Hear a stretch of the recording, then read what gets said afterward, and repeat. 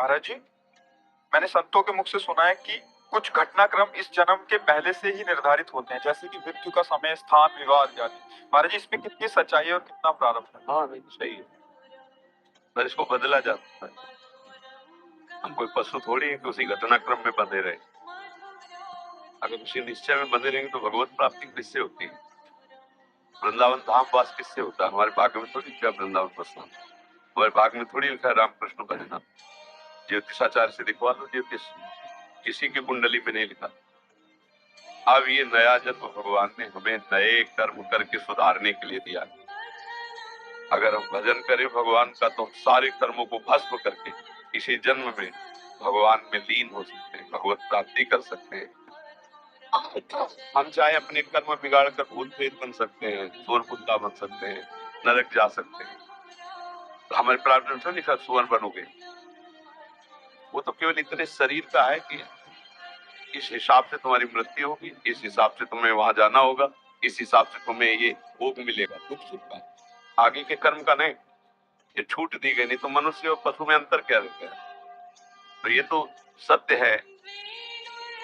सुनो भरत भावी प्रबंध कहो मुनिनाथ, हानि लाभ जीवन मरण जस अपजस विधिहान। विधिवत ब्रह्मा, जो ब्रह्मा ने लिख दिया छठी राव के अंक, राय घटे न तिल बढ़े रहुरे जीव निसन। ये किसके लिए लिखा है? दुख सुख भोग के लिए। अगर दुख सुख भोग के लिए हम लेके बैठ जाते हैं तो हम में और पशु में अंतर नहीं। हम मनुष्य शरीर में भगवान के अंश है, हम इस दुख सुख की परंपरा को नष्ट करेंगे, मिटा देंगे इस दुख सुख की परंपरा को, और इसी जन्म में भगवान की प्राप्ति करेंगे। हम अपने नए भाग्य की रचना करेंगे। इसी जन्म में हम कर सकते हैं, सूअर कुत्ता बन के नहीं, अन्य जीव पक्षी बन के नहीं, मनुष्य शरीर बन करके। समझ रहे ना? हाँ, जो चाहो कर सकते हो, भगवान को अधीन कर सकते हो, तो फिर रह क्या गया? सुमिर पवन सुत पावन नामू, अपने बस कर राखे रामू। जब भगवान को बस में कर लेता है भक्त, तो फिर और क्या बचा? जो चाहो कर सकते हो, पर चाह गलत करोगे तो फंस जाओगे। अच्छी चाह करो, दूसरों को सुख पहुंचाओ, दूसरों के काम आओ, भगवान का भजन करो, भगवान को प्रसन्न कर दो।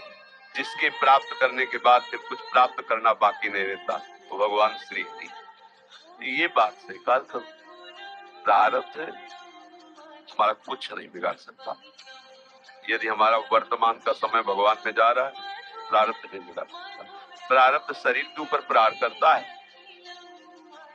और हमारा शरीर भी भगवान की शरण में है, तो प्रहार भी जो तलवार जैसा होगा, आके छड़ी जैसा लग जाएगा, लगेगा छड़ी जैसा, क्योंकि वो निश्चित हो चुका है। पर हम भजन के बल से उस प्रारब्ध को सह के भगवत प्राप्ति करें। बस एक ही शरीर है, जहाँ ये छूटा, अब फिर आवागम। तो बार बार माँ के गर्भ में जाना, फिर पैदा होना, फिर प्रारब्ध भोग भोगना, ये एक तरफ चलता रहा है, अब नहीं चलेगा। हम मनुष्य शरीर मिला, इस क्रम को मिटा देंगे हम। किससे? भगवान की भजन की बल से। भजन नहीं है तो बातों से ले मिटता है। अवश्य भी वो भोग पड़ेगा।